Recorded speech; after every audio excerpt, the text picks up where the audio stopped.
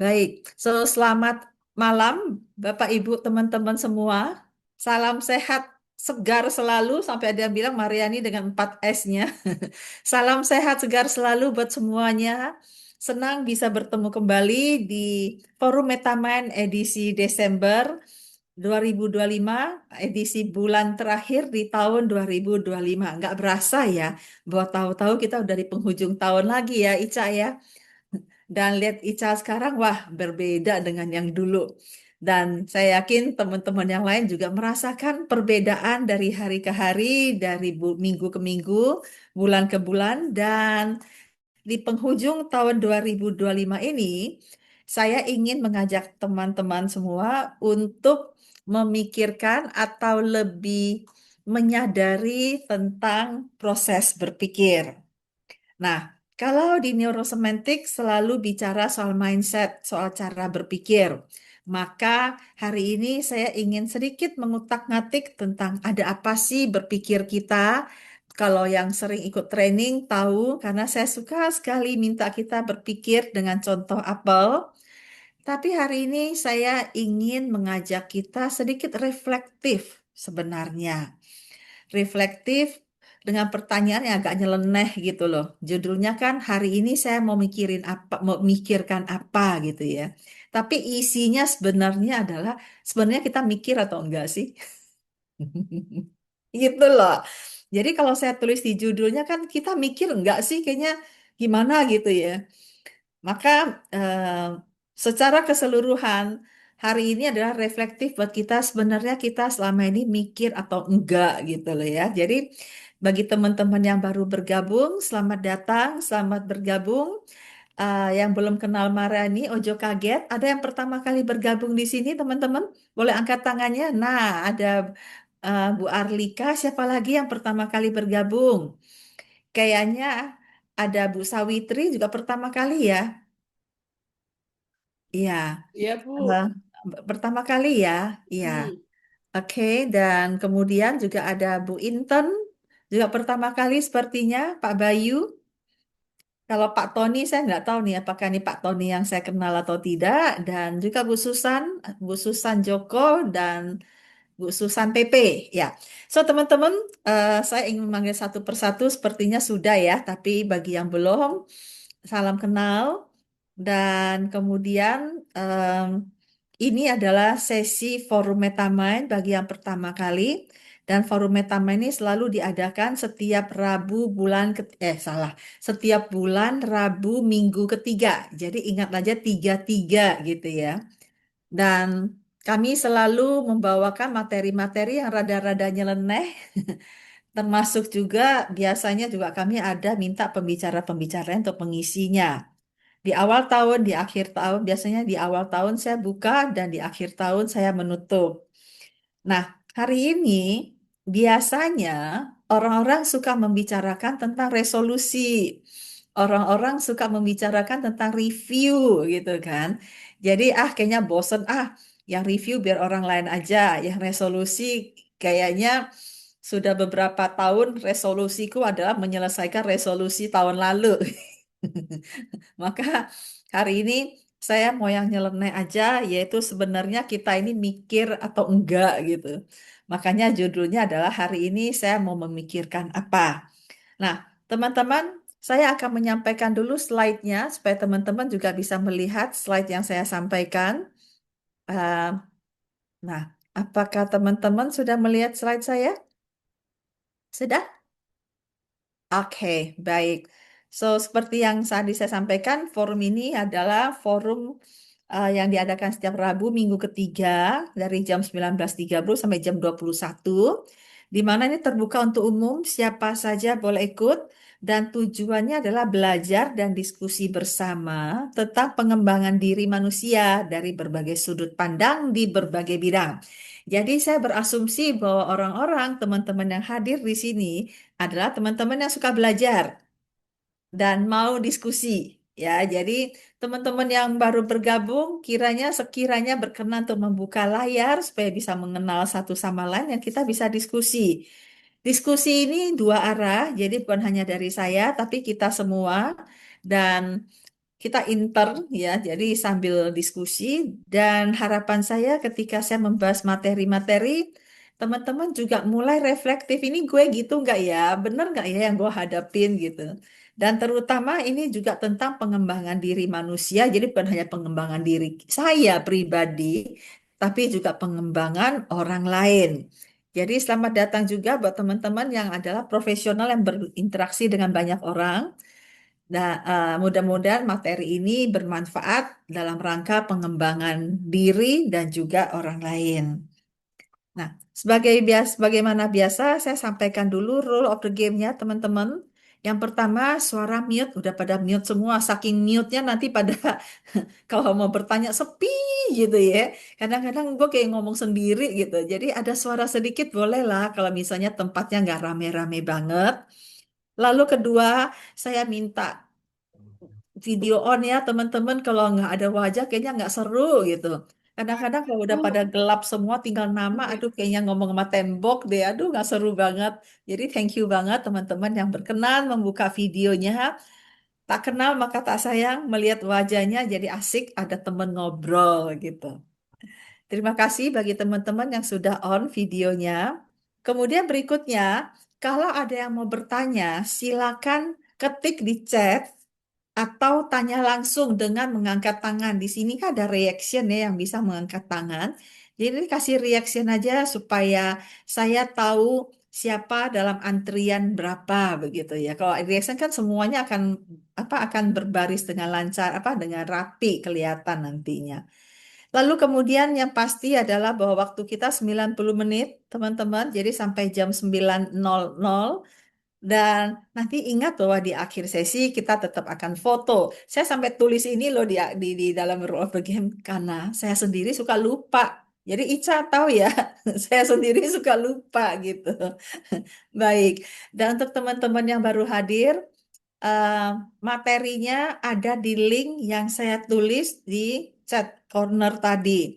Dan tadi saya sudah minta Novi untuk bantu saya karena sebagai host saya ada keterbatasan untuk mengirim link itu hanya 3 kali. Jadi saya minta Novi bantu saya. Tadi Nov udah ya kirim sekali, Udah, ada udah tiga ya. kali Novi kirim. Oh Novi 3 kali berarti jatahnya Novi udah habis, udah nggak bisa kirim lagi kayaknya.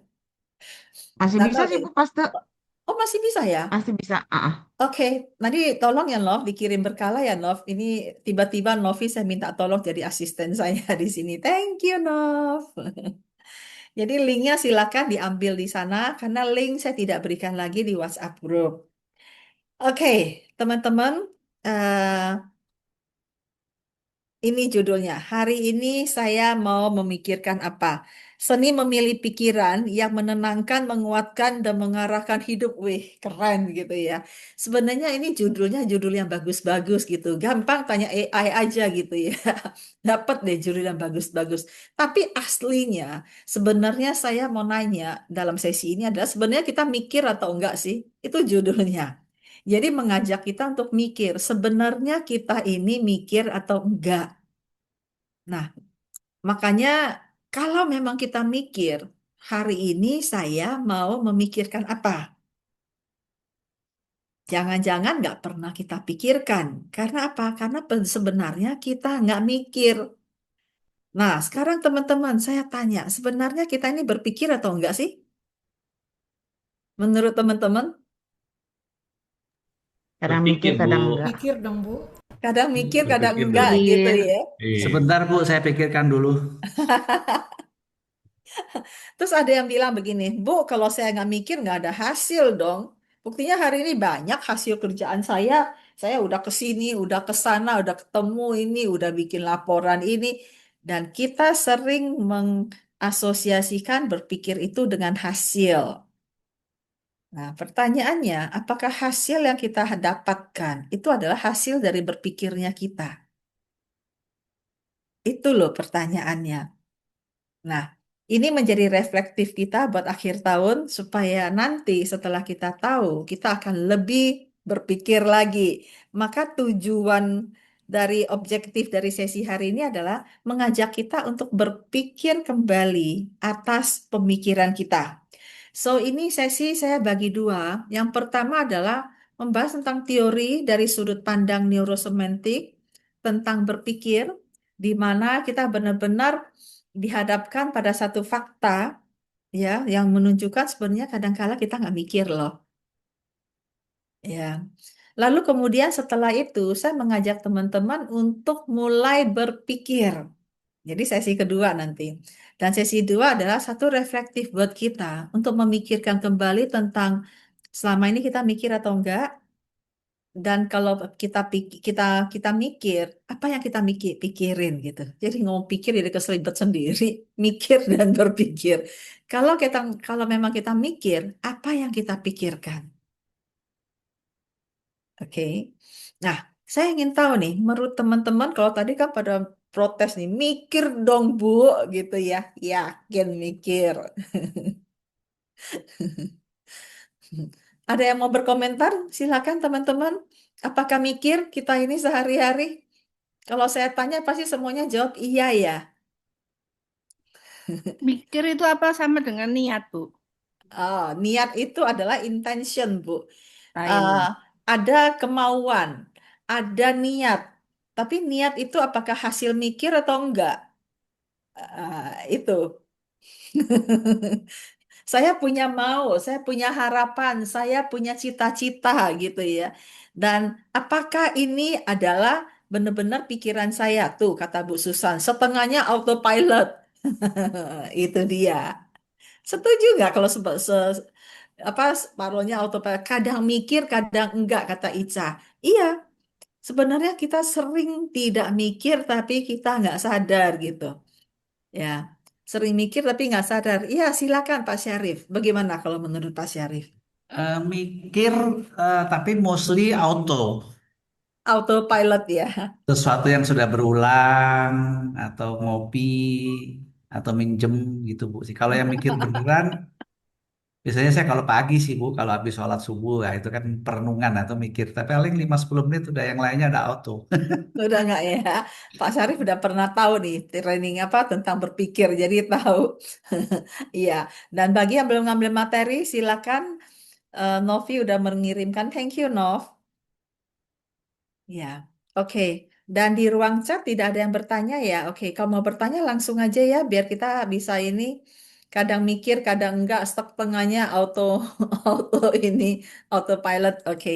Nah, kita lihat lagi nih, sambil kita merenungi beneran nggak gitu ya. Nah, ini ini ke satu renungan buat saya juga, dan saya ngajak kita renungkan bareng gitu. Fakta nih ya, fakta nih. Faktanya apa? Faktanya adalah bahwa dari bangun pagi hingga tidur lagi, kita tidak lepas dari HP di tangan. Betul nggak sih? Betul. Dulu bangun pagi, apa doa dulu. Tapi sekarang bangun pagi, HP langsung kita lihat dulu gitu ya. Novi bilang enggak, berarti Novi masih termasuk yang unik ya. Padahal kalau di WA, Novi ya paling cepat respon loh. Tapi nggak dari pagi ya Novi ya. Dari jam-jam tertentu ya Novi. Gimana tuh Novi? Kalau udah backup, Ah, kalau Novi gimana caranya, Nov? Kalau pagi tuh nggak langsung baca WA ya? enggak sih. Maksudnya, maksudnya Karena bukan baca WA, nggak pegang HP ya? enggak. Jadi pray dulu, napas dulu Ah, gitu. Jadi kayak bener-bener nunggu bangun. Baru oke, buka HP cuman ngecek jam berapa sekarang. Decide mau tidur aja apa mau bangun gitu. Iya, oke. sama-sama. Kalau decide mau bangun, langsung bangkit dari kasur atau scroll dulu, gitu. Bangun sih. Bangun langsung ya. Bangun. Baiklah, ini termasuk yang rajin dan soleha nih. Kalau Pak Yosua gimana Pak? Tadi saya dengar suaranya. Saya bangun HP, lihat HP itu cuma lihat ada pesan masuk atau enggak, Bu. Terus tutup lagi. Nanti baru dibuka pada saat perjalanan ke kantor, Bang. Oh, asik juga ya. Saya juga niatnya begitu, Pak. Sama HP sudah terbiasa sekarang nggak masuk kamar, taruh Oh, di meja kerja di rumah. oh, wow. Lebih lebih nyaman aja, Bu, di kamar tuh nggak terganggu sama ini gitu. Lebih tenang aja di kamar. Fokus. Kadang ngobrol sama istri, kadang sambil nonton TV, nonton YouTube, paling bahas nyari buku online gitu. Mhm. Jadi HP ya sudah ini aja dikurangi kalau sekarang sih sekarang ya. Ya, ini wajib ditiru nih, wajib ditiru ya. Saya ceritakan kalau saya bangun pagi kadang-kadang kan mata kering tuh ya. Cari obat tetes mata tapi yang saya pegang HP. Ngintip dulu jam berapa sampai merem-merem. Kan mata kering kan nggak gampang buka kan. Jadi saya ngintip-ngintip HP jam berapa gitu. Nah, lihat jamnya di HP. Dan saya punya excuse karena mata saya minus. Kalau buka kacamata nggak kelihatan jam yang di dinding gitu kan. Jadi baca HP gitu ya. Dan kalau sudah begitu, begitu matanya udah mulai melek-melek dikit nih, udah dia baca ada message dari siapa begitu kan. Dan saya punya grup wajib ya, kami punya grup wajib yang mengucapkan selamat pagi. Ya, wajib. Jadi saya punya dua grup yang wajib, artinya mengucapkan selamat pagi. Jadi siapa yang muncul duluan, misalnya si A udah muncul, si B udah muncul, saya baru muncul. Maka saya wajib selamat pagi A, selamat pagi B gitu. Jadi kalau saya muncul orang ke-6, saya perlu banyak yang saya sebutkan. Jadi buru-buru kirim salam dulu gitu, itu aturan main. Akhirnya apa? Kebablasan. Ada si ini, ada berita apa di WhatsApp ini, dan tahu-tahu di link ke Instagram, masuk deh ke IG, dari IG kemudian ada promosi tas bagus gitu ya, lagi sale loh sale, dan tiba-tiba lari ke TikTok. Nah, selanjutnya dan selanjutnya, begitu nggak sih? Enggak ah. Itu kalau bangunnya kepagian. Kalau bangunnya udah kesiangan atau pas lagi ada kegiatan, biasanya enggak begitu sih. Saya masih sadar diri ya pada kerjaan. Tapi kalau bangunnya kepagian, apalagi kan saya orang morning person ya, jam 4 saya udah bangun. Saya bisa tuh baca begitu dan bisa bablas sampai jam 5. Dan kayaknya cita-citanya besok enggak gitu. Dan saya yakin saya nggak sendirian. Teman-teman yang lain begitu enggak? Hanya Novi dan Pak Yosua kan yang enggak di sini. Kalau Pak Syarif gimana, Pak? Kalau saya HP itu nggak ada notif. Oh, buat oke. buat saya tuh mengganggu, makanya saya hanya buka kalau saya mau gitu. Jadi kadang-kadang ada yang apa WA tenggelam, tapi kalau pagi sih jarang. Biasanya kan kita kalau bangun pagi kan, kalau di kita kan ada sholat tahajud, ada sholat subuh, Hmm, jadi ya sholat subuh ke masjid paling kurang dari masjid lah Bu, sekitar setengah enam tuh baru tuh baru udah, ya. udah panjang tuh. Makanya kalau ibu kan jawab salam, kalau saya ya jawab satu-satu capek lah ya dah gitu. Iya. So, teman-teman, saya akan lanjutkan ke slide kita bahwa fakta adalah bahwa banyak orang, jadi ternyata beberapa orang dari sini enggak ya. Tapi fakta masih banyak orang dari bangun pagi sampai tidur lagi tidak lepas dari HP di tangan. Bahkan saat makan dan saat interaksi di kerjaan. Dan HP ini bukan hanya untuk komunikasi. Em, Awalnya kita mengira HP itu untuk komunikasi, tapi kenyataannya adalah saat banyak orang pun komunikasinya adalah dengan HP. Betul nggak sih? Saat banyak orang ngumpul, interaksinya dengan teknologi daripada dengan orang lain di sekitar kita. Saya ingat bahwa zaman awal-awal anak saya kuliah ya, waktu saya ke Singapura kan naik MRT itu. Waktu naik MRT itu orang masih berdiri, lihat-lihatan, ada orang yang ngobrol begitu kan. Tapi belakangan sejak ada HP, MRT itu sepi karena pas semuanya lihat HP. Saya ingat banget karena waktu waktu itu saya nggak main HP karena saya lagi nggak punya WiFi. Jadi saya ngobservasi orang waktu dulu-dulu itu ya. Nah, so bagaimana awalnya adalah sebuah HP di mana kita tujuannya untuk komunikasi, tapi justru menjauhkan satu dengan yang lainnya. Semuanya ada di HP. Dan kemudian HP ini bukan hanya untuk kirim salam WhatsApp grup, tapi ternyata juga untuk sosial media. Saya pernah, saya tutup lagi ya screen-nya ya. Saya pernah satu kali di kantor saya di lantai 37, dan waktu itu saya seorang diri mau pulang, pas saya mencet liftnya masih panjang, saya perlu menunggu dan yang saya lakukan apa? Keluarin HP. Tapi begitu saya keluarin, saya kaget, gile ya, segitu nggak sabarnya nunggu nunggu lift aja baca HP gitu, kayak orang kesepian gitu loh ya, ada HP. Akhirnya nggak gue masukin lagi mau nungguin lift aja yang datang pelan-pelan naik jemput saya begitu. Teman-teman gitu nggak sih? Kayaknya nggak bisa gitu loh. Jadi HP aja di mana. Dan HP ini sekali lagi bahwa sosial media kita lihat dan kemudian sekarang lebih dari sosial yaitu AI. Jadi bukan hanya sosial media. Sosial media kan kita mulai mulai apa ya ngelihat scrolling gitu. Tapi AI mulai memanjakan kita. Teman-teman berasa begitu enggak? Ya, AI itu membuat kita mudah. Ya, kita jadi kita jadi apa-apa nanya AI, apa-apa nanya AI. Dan AI itu membantu loh. Kadang-kadang ketika saya mau bikin proposal gitu, saya bingung kata-kata yang bagus apa ya, tanya AI aja dia langsung langsung keluar semua.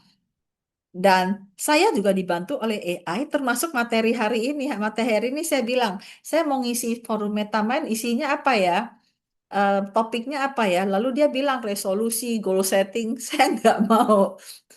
Dan ketika saya nggak mau, saya mulai mikir, saya memikirkan apa. Dan ketika saya ketik, saya memikirkan apa, AI langsung turun silabusnya, materinya, wih keren banget. Begitu nggak sih teman-teman? Ya, dan ini kalau bablas, kita akan dikendalikan oleh AI. Kita akan dikendalikan oleh AI. Jadi em, AI adalah salah satunya yang kemudian membuat kita, salah saya belum share screen ya. AI juga salah satu yang membuat kita jadi malas berpikir. Nah, AI ini membantu, AI apalagi ChatGPT katanya sekarang jadi tempat curhat katanya ya. Bahkan ada teman saya yang ngasih nama lo AI-nya siapa gitu ya. Si Ucup katanya atau siapa lah, you name it gitu ya. Dan kemudian jadi tempat ngobrol. Lalu kemudian AI itu bukan hanya ChatGPT. Saya beberapa waktu lalu saya pakai notebook LLM tuh yang Pak Syarif waktu di kelas kita ngobrol itu saya kirimin satu buku yang 200-an halaman dia bisa bacakan buat saya gitu. Asik banget kan? Dan apalagi sekarang pakai Gemini itu kita bisa masukin berbagai materi, berbagai bentuk file ke dalam dan dia tinggal bandingin buat kita. So, itu sangat-sangat memudahkan kita. Satu lagi Bu, DeepSeek Bu, kalau mau lebih ilmiah. Ya, saya DeepSeek. iya, saya pelajari DeepSeek tapi rada-rada nyerah pakainya deep banget. Kayaknya deep banget gitu. Jadi, tapi ya menarik sih. Tempo hari saya iseng bikin gambar dari pakai Gemini, Gemini kata orang, Gemini gitu ya. Dan saya bikin itu cuman saya merasakan kurang asiknya karena saya tidak bisa mengembangkan kreativitas saya memadu padankan gambar gitu. Akhirnya saya kembali ke Canva, Canva yang manual ya, bukan Canva yang AI. Jadi AI membantu kita. Kehadiran AI mempermudah pekerjaan kita dan sekaligus juga mengurangi kebiasaan berpikir manusia. Ada kemalasan untuk berpikir. Bingung, forum Metaman Desember mau ngisi apa ya? Tempori saya tanya ke grup, nggak ada yang jawab ya. Saya pun nggak mau mikir, saya tanya aja ke AI gitu kan ya. Dijawabnya adalah resolusi dan gue kayaknya nggak mau. Dari situ saya mulai sadar, jangan terlalu senang melempar ke AI kan. Dan saya mulai berpikir saya mau bahas topik apa dan disitulah saya bilang saya mau mikir apa baru muncul gitu. So AI membantu kita mempermudah tapi juga mengurangi kebiasaan berpikir kita teman-teman. Berasa nggak begitu? Ya, dalam banyak hal dia membantu. Dia membantu saya dalam memilih kata-kata yang bagus. Nah, halus kata-katanya bagus gitu. Membantu memberi ide. Tapi kalau saya terus-terusan bergantung pada AI, itu juga membuat saya jadi nggak mikir. Nah, apa alasan saya mengatakan demikian? Nanti kita bahas teorinya. Jadi, ini membuat kita berpikir, jadi sebenarnya apakah saya berpikir? Nah, saya akan masuk ke teori. Teori ini adalah teori dari Michael Hall. Ada di bukunya Thinking for Human dan juga ada trainingnya diajarkan oleh Wahyudi Akbar, cuma dia belum ada jadwalnya. Thinking for Human dan teman-teman juga bisa membaca atau nonton YouTube dari Michael Hall mengenai ini. Jadi, apa sebenarnya saya berpikir atau enggak? Nah, Dalam hal ini, saya ingin membagikan tentang manusia itu berpikir atau enggak yang dinyatakan dalam satu garis. Beberapa orang di sini yang pernah ikut training, saya yakin sudah tahu, pernah saya bahas, dan ini merefresh kembali sebenarnya kita ini mikir atau enggak.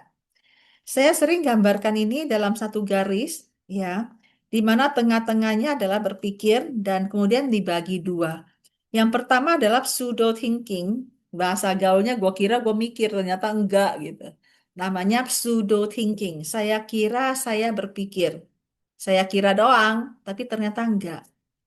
Sementara yang sebelah kanan itu adalah real thinking. Saya mulai berpikir.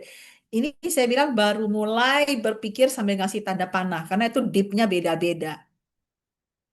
Nah, teman-teman, kita mulai refleksi bukan refleksi ya, kita mulai melihat kembali sebenarnya kita berada di level mana. Kalau tadi pada saat mulai saya bilang, kita mikir nggak sih? Dan mikir dong Bu, gitu ya. Nah, apa apa kriterianya? Bagaimana tahu dirimu berpikir? Banyak orang mengkaitkan dengan hasil. Buktinya ada kerjaan saya, buktinya saya udah ke sana sini, buktinya ini. Dan ada performance, ada hasil, ada behavior yang dihasilkan. Ada behavior yang memang behavior gitu. Tapi behavior itu apakah hasil dari mikir? Itu loh pertanyaannya. Yakin teman-teman mikir makanya melakukan itu? Kita tengok, oke? Nah, kalau lihat dari garis ini, itu kan dibagi dua ya, yang kiri dan kanan. Nah, kita lihat, kita ambil dari yang pseudo thinking dulu.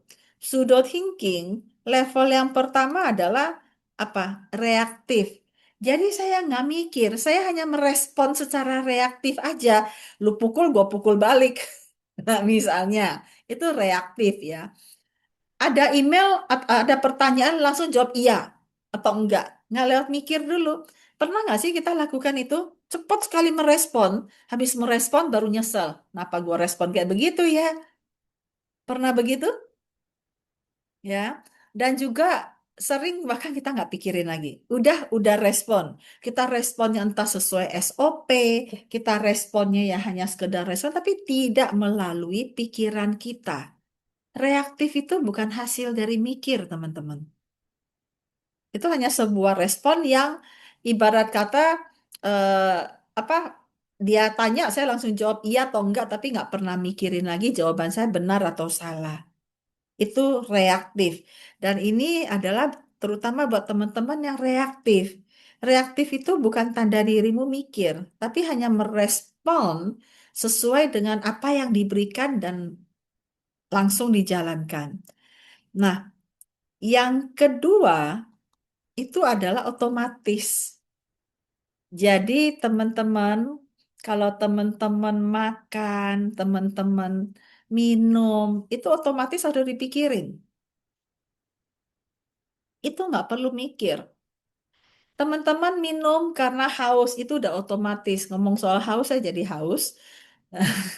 Jadi teman-teman langsung minum aja, nggak pakai mikir bahwa saya lagi masuk pegang cangkir, lalu masukkan air ke ke leher kerongkongan saya dan saya sedang minum.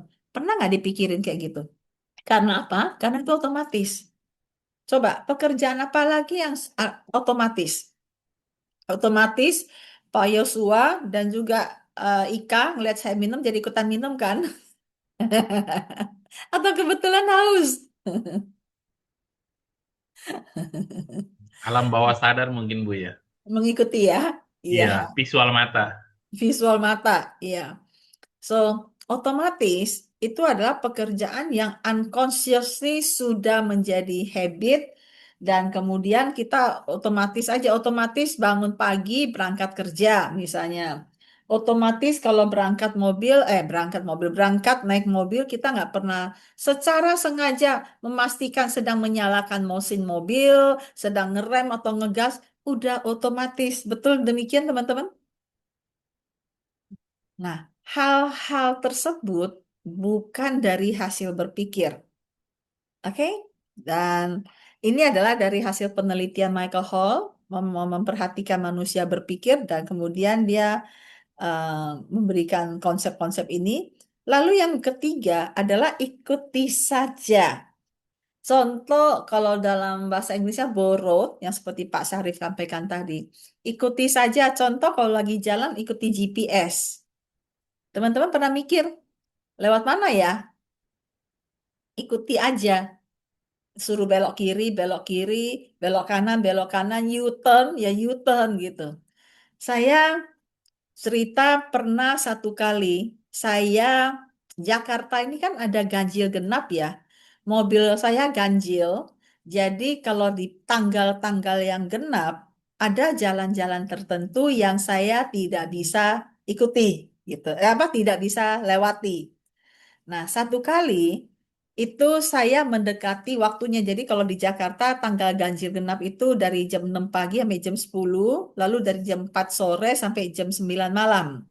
Nah, hari itu jam setengah 4 sore. Jadi saya pikir saya masih punya setengah jam cus untuk melewati area ganjil genap.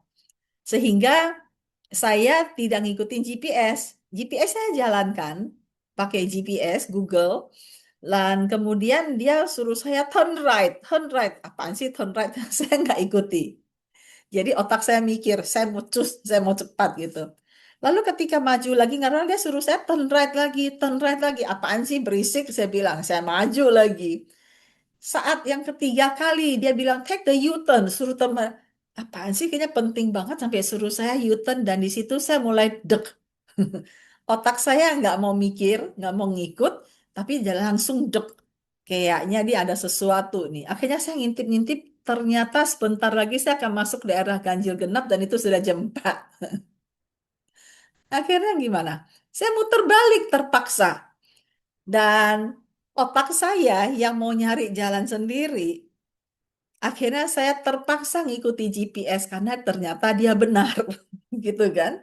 Dan ternyata dia benar, saya ikuti. Apa yang terjadi? Saya ikuti dia suruh saya belok kiri, belok kanan, dan saya nggak tahu saya ada di mana. Menurut GPS jam setengah 6 sampai. Padahal saya ada janji orang jam 6. Jadi pas dong ya. Dan ternyata dia suruh ikuti kiri, ikuti kanan, dan saya tidak tahu saya berada di mana, tahu-tahu jalan buntu. Jalan buntu, dan itu hanya pas satu mobil. Untung penghuni-penghuni apa orang-orang di samping jalan itu bilang sama saya bahwa sebentar ya, bilang sama saya bahwa Bu, balik Bu, mundur aja, mundur gitu. Akhirnya saya pun mundur pelan-pelan dipandu oleh penduduk setempat, warga setempat, mundur dan kemudian saya ikuti GPS lagi.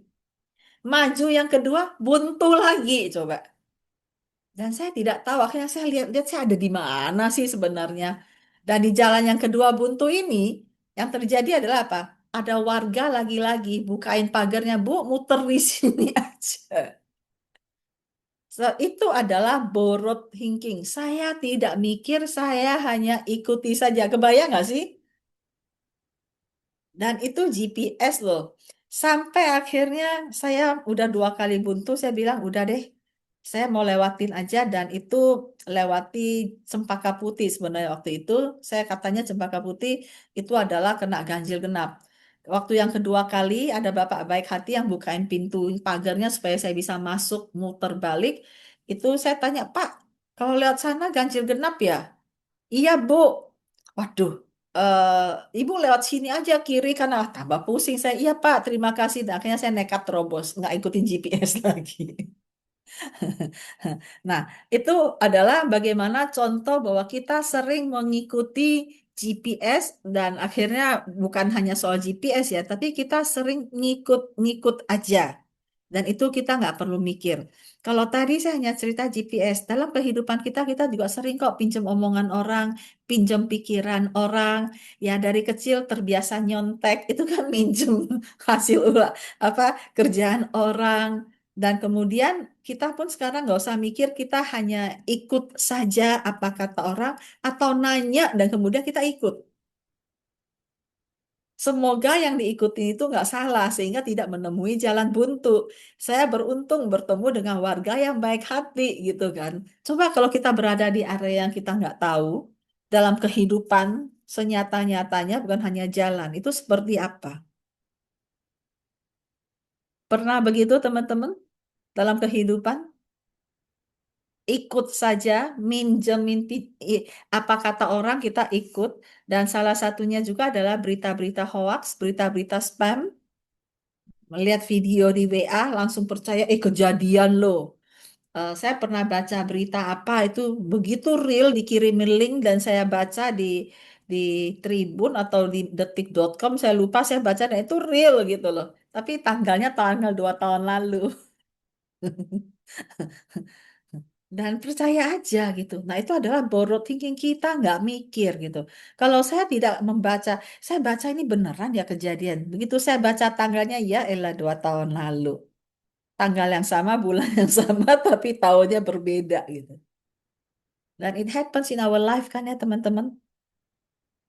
So, sepanjang hidup ini, seberapa banyaknya kita hanya ikut-ikutan saja. Saya akan stop di sini. Saya akan baca, kayaknya ada yang di chat ya, Novia. Saya baca ya.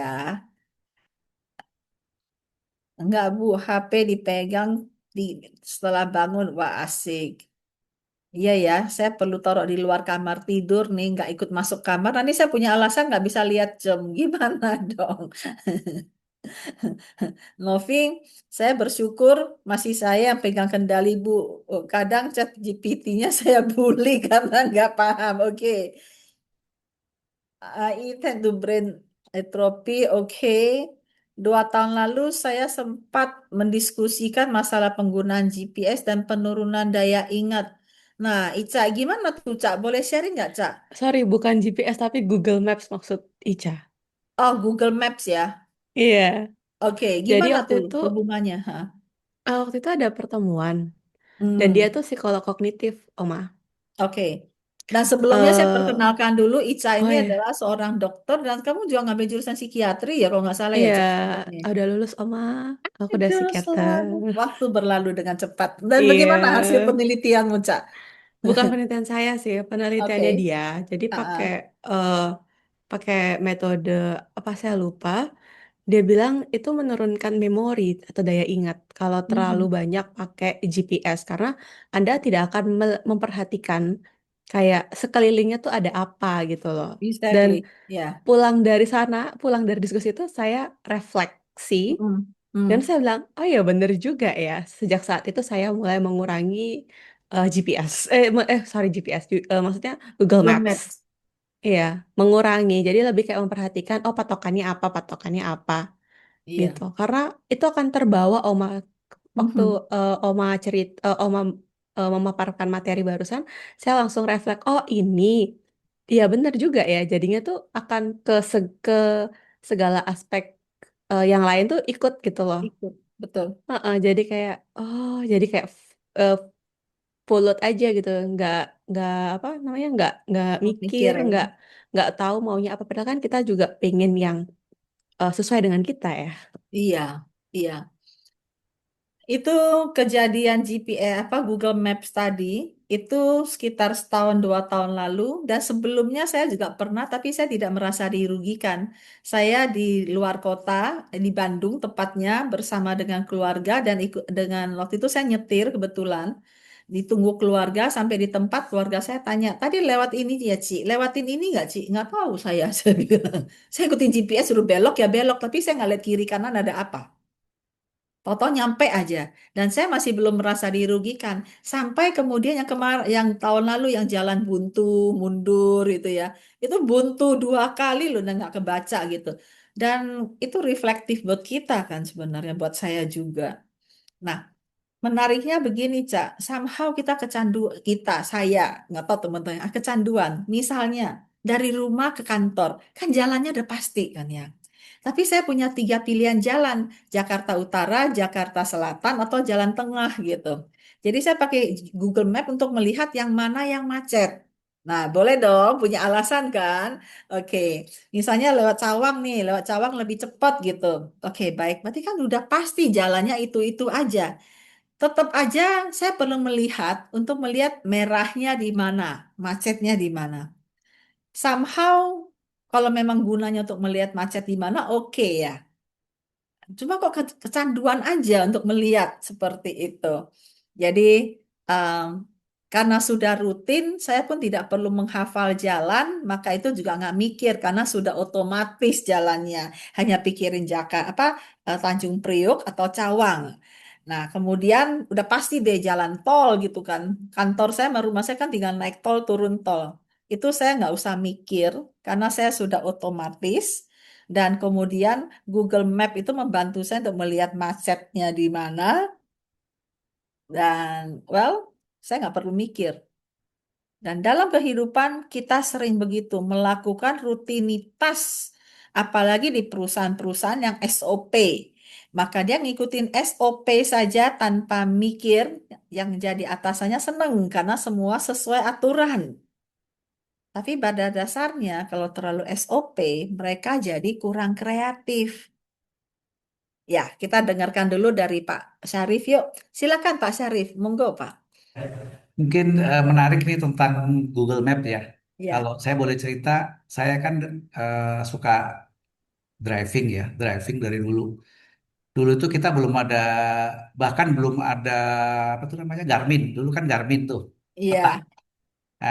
Kemudian sebelumnya itu saya pakai peta bu, bener-bener kalau mau mudik itu di Mm-mm. Gramedia itu selalu ada tuh peta mudik. Peta Iya. buta. Dan ya tahun berapa itu ya? Tahun 98 2000-an ya. Mungkin masih ingat ya.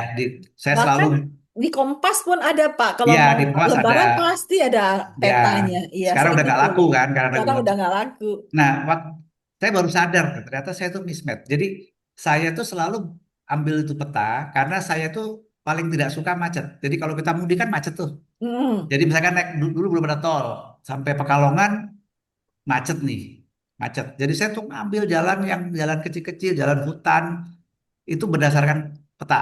Pada saat sudah ada Garmin, saya pakai Garmin mungkin dari tahun berapa ya, tahun 2000-an itu. Jadi karena belum ada Google Map, saya pakai Garmin. Dari Garmin itu saya bisa tahu, meskipun nggak ada jalan, tapi saya tahu bahwa jalan raya ada di sebelah mana. Se- Sehingga itu sangat membantu. Nah sekarang lompat ke Google Maps ya. Kalau mungkin kalau menurut pandangan saya, Google Map tetap diperlukan karena kita tidak tahu di mana macet tanpa Google Map. Iya, Cuman gunakan itu sebagai support gitu loh. Decision it's mine gitu loh. Jadi iya, terkadang saya disarankan belok, enggak saya lawan, kan dia akan mereroute sendiri kan gitu loh. iya, Karena kalau kita mengabaikan Google Map memang akan kita nggak tahu di depan itu ada kecelakaan dan seterusnya atau banjir bahkan. Terus ketiga support dari Google Map itu adalah kadang-kadang kita kalau nyetir kan yang tadi Bu Mar bilang nggak mikir. Tahu tuh bablasan tuh lewat tuh. Nah kalau ada Google Map tuh minimal ada ngingetin. Tapi Google Map saya matiin suara itu. Saya nggak suka. Belok kiri, belok kanan itu saya nggak suka. Cuman masih tetap berguna. Cuman bagaimana kita memakai dia sebagai supporting aja gitu. Kalau kita terlalu ke dia, ya tadi ada jalan buntu, ada portal dan seterusnya. Itu aja sih mungkin Bu dari karena saya baik. sudah pakai peta mudik itu dari tahun berapa gitu. Karena memang Iya, suka terima jalan. kasih Pak Syarif. Saya jadi ingat dulu waktu anak-anak masih kecil tuh sering mudik Pak. Dan kalau mau mudik itu Lebaran kan di Kompas biasanya ada tuh, atau bengkel mobil dia akan bilang di mana ada bengkel. Otomatis dia memberikan petanya tuh. Rasanya dulu waktu ada peta tuh lebih cerdas deh daripada sekarang hanya ngikut doang. Betul ya Pak ya? Karena kita jadi lihat kita sekarang ada di mana, lewat jalan mana. Dan saya juga waktu anak-anak masih kecil sama ini keluarga tuh masih melihat jalan, masih mikir gitu loh. Sekarang udah nggak usah mikir. Nah, ini kan hanya sebuah contoh analog ya, karena memang kita butuh support dari Google Map untuk tahu macet atau enggak. Perkiraan waktu juga lumayan cocok loh dia. Nah, tapi kalau dalam kehidupan, Google Map itu bisa jadi adalah SOP di perusahaan. Lalu kemudian terlalu banyak aturan dalam kehidupan. Dan kemudian kita ikuti aja aturan-aturan itu hidup lancar. Dan akhirnya apa? Kita ada dalam comfort zone tanpa pernah berpikir. Contoh sebelum pandemi. Sebelum pandemi kan kita jalan bisnis biasa-biasa aja, baik-baik aja, ya toh. Lalu tiba-tiba lockdown. Nah, bagi mereka yang terlalu mengikuti aturan, prosedur, sistem ketika lockdown itu kalang kabut. Kenapa tidak ada dalam kamus, tidak ada panduannya, tidak ada ke- tidak terbiasa untuk berpikir apa yang perlu dilakukan kecuali ngikutin guidance. Nah, ketika nggak ada guidance, kalang kabut. Nah, disitulah saya mengajak kita berpikir kembali tentang berpikir kita, bahwa sering kita nggak berpikir sehingga kita nggak siap dalam menghadapi perubahan-perubahan itu. Ya, dan yuk kita dengar dari Pak Yosua. Silakan Pak Yosua. Iya. Oke Ibu, terima kasih. Sedikit menanggapi pernyataan Ibu sama Pak Syarif ya. Pak Ya. Syarif, halo malam Pak Syarif. Saya pernah baca jurnal Bu. Jadi cara pandang wanita dan laki-laki itu dalam membaca map itu ternyata berbeda. Oke. Itu pertama. Tunggu, saya hitung dulu ada berapa wanita di sini. Iya. Laki-laki Dan hanya dua loh ya. rata-rata wanita itu cenderung paling males baca peta. Walaupun Hmm, petanya udah nggak buta nih sekarang nih. Kalau iya, zaman Pak Syarif itu kan masih peta buta tuh tahun-tahun. oke. Tahun-tahun berapa lah, 2000 ke bawah ya. Nah, sebenarnya di setelan peta itu ada metodenya juga. Jadi view street-nya bisa dilihat, terus bangunan ada di sekeliling itu kita bisa lihat dulu secara otomatis, Bu. Hmm, Tampilan petanya dirubah, terus bangunan patokannya apa dirubah. Sebenarnya itu membantu kita untuk memahami suatu wilayah bila kita ada di wilayah yang baru. itu di Google Map ya, Pak? Di Google Map-nya. Oh, Di oke. Google Map bisa, terus di iPhone apa ya namanya ya? Ada ya. Ada. Itu memang setelannya seperti itu. Terus ibu bisa memilih jalan yang dilewati. Apakah kena ganjil genap, apakah lebar row-nya Iya, 24 itu meter ada. atau 20 meter, itu ada pilihannya juga. Oh, kalau jalan lebar 20-24 nggak ada tuh. Ada ya ternyata Ada, ya. ada, Bu. Jadi untuk Ah, kendaraan besar, kendaraan kecil, oke. itu ada. Nah, cuma memang kalau dari segi secara apa genetiknya wanita itu memang bukan makhluk visual mungkin ya. Jadi kalau lihat peta kan tuh visual tuh Bu ya. Cara Iya, pemahamannya beda. Nah, mungkin wanita itu lebih mengikuti suara dari mapnya itu. Belok kanan, langsung belok kanan. Kalau lelaki biasanya yang saya rasain, saya kan di jalan juga nih, kita lihat dulu. Persis kata pernyataan Pak Sarip, saya kadang rirut, disuruh belok kiri, saya tetap lurus. iya, Karena nanti mereka mengikuti gerakan kita. iya, Nah, sedangkan wanita cenderung belok kiri walaupun gangnya kecil, ya tetap belok. Karena takutnya kalau dilurusin itu jadinya ya iya. mungkin begitu ya Bu ya. Nggak juga sih. Kadang-kadang kalau gitu, kadang-kadang saya wanita, kadang-kadang saya laki-laki. Ya mungkin dari Iya, apa betul bawaan sih. genetik wanita dan laki-laki itu yang memang laki-laki lebih ke visual, jadi petanya dipelajari. Ini bicara petanya aja sih, cuma berhubungan juga apa mungkin berhubungan secara psikologi juga kali. Mbak Ica gimana Saya tuh? nggak tahu ada Ada nggak Mbak Ica hubungannya tuh? Psikologi wanita dan laki-laki dalam membaca suatu peta itu ada nggak hubungannya, Mbak? Kayaknya sama dengan Kalau kalau baca itu ya. eh kalau merakit alat, pertanyaannya adalah kamu baca apa kamu langsung bikin. So kayaknya Iya. kayak gitu deh, perempuan lebih ke arah jalan aja dulu mikirnya Nah, ntar. iya kayaknya kalau Eh, lelaki jangan lebih ke bilang perempuan dong, gue gitu. Iya gue. iya. Karena kalau Jadi dibilang saya nggak kalau dibilang nggak visual, saya visual Pak, tapi bukan visual peta. Saya visual lebih ke arah belok kiri karena di sebelah kiri ada tukang sate. Saya pusing kalau tukang satenya pindah. betul. Oke, Tapi memang oke. menarik ya dari sebuah peta Iya, itu kita bisa tarik benang oke. merahnya bahwa kita ini sebenarnya diciptakan unik ya Bu ya. Iya. Unik Nah, dengan segala kekurangan dan kelebihannya. sebelum terjadi perpecahan lagi antara wanita dan laki-laki, kita dengar deh dari Icaca, ada nggak penelitian tentang itu? Benar nggak sih? kalau Secara psikologi? secara psikologi dari laki-laki dan perempuan, kalau kalau masalah peta itu kemampuan spasial. Oh, Laki-laki Memang juga kok. mayoritas mayoritas perempuan itu eh mayoritas ya Oma, mayoritas perempuan sama laki-laki itu memang ada keunikannya. Kalau perempuan itu lebih bisa bisa mengerjakan lebih multitasking. Kalau laki-laki memang dia lebih kayak spasialnya emang lebih tinggi. Kayak misalnya Hmm, perakitan, montir-montiran.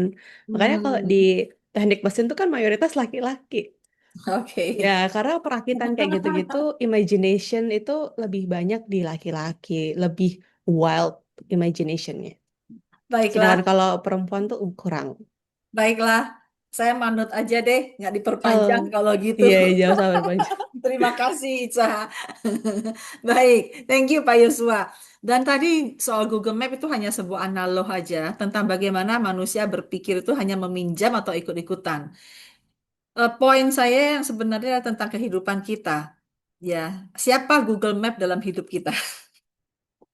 Apakah kita sudah mengikuti Google Map atau GPS yang benar? Dalam arti kata kita ngikutin siapa? Ya, apakah seseorang yang kita ikutin sudah benar dan itu dalam kehidupan kita? Oke, saya lanjut ya, teman-teman. Ada yang tulis di chat kah? Oh, tidak ada. Oke, baiklah. Thank you.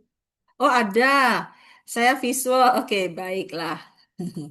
Thank you. Nah, saya lanjut, teman-teman. Apa berikutnya? Yang berikutnya adalah um, selain tentang ikuti saja, yang berikutnya itu adalah shallow, superficial, atau biasa-biasa aja.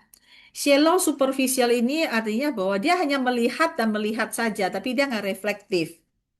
Ya, dia hanya merespon atas apa yang dilihat dan dia tidak ada kepikiran untuk mereflektif. Jadi hanya permukaan saja. Ya, permukaan misalnya eh, eh, apa ya contoh dalam GPS tadi gitu ya. Apakah saya visual hanya kepepet aja yang tadi? Kalau nggak karena saya jalan lurus disuruh belok kanan, belok kanan gitu kan yang saya nggak mau. Tapi karena saya udah janji orang, udah deh gue ikutin deh gitu. Tapi apakah selalu? Tidak gitu. Dan saya ingat, so shallow itu adalah kita hanya melihat apa yang kita lihat, tapi kita tidak reflektif apa yang ada di baliknya. Dan itu kemudian kita memberikan penilaian berdasarkan apa yang terlihat. Misalnya seseorang itu marah di depan kita, lalu langsung kita mengatakan bahwa dia marah ke kita. Padahal dia marah di depan kita. Sebenarnya dia tidak marahin kita, tapi dia sedang memarahi keadaan yang barusan dia hadapi di depan kita. Dan dia mulai dengan, lu tahu nggak katanya. Gini loh tadi masak gini, bla bla bla bla bla. Dia cerita, dia marah keadaan yang barusan, tapi kita merasa bahwa kok lu marah sama gue sih. Nah itu adalah superficial. Itu hanya apa yang kita lihat saja tanpa kita berpikir lebih lebih reflektif. Dan itu sering terjadi di mana kita menanggapi sesuatu yang tanpa berpikir inferensialnya. Sebenarnya ada apa yang dimaksud, apa yang terjadi. Nah, itu adalah shallow. Lalu kemudian yang berikutnya adalah push agenda. Push agenda itu memaksakan.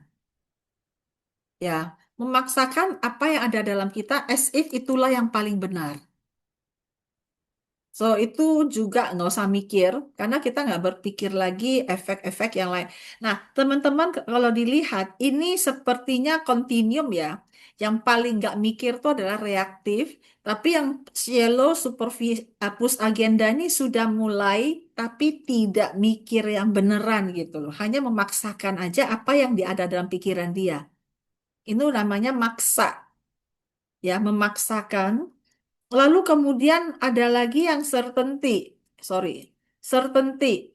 Seperti dari benar nggak sih wanita begitu laki-laki? Apakah pasti? Ah, certainty gitu ya. Dan dalam banyak hal kita meyakini sesuatu itu sebagai kebenaran, akhirnya kita nggak mikir. Contoh nih, oh bener loh laki-laki spasialnya lebih bagus, perempuan enggak. Jadi perempuan nggak bisa baca peta.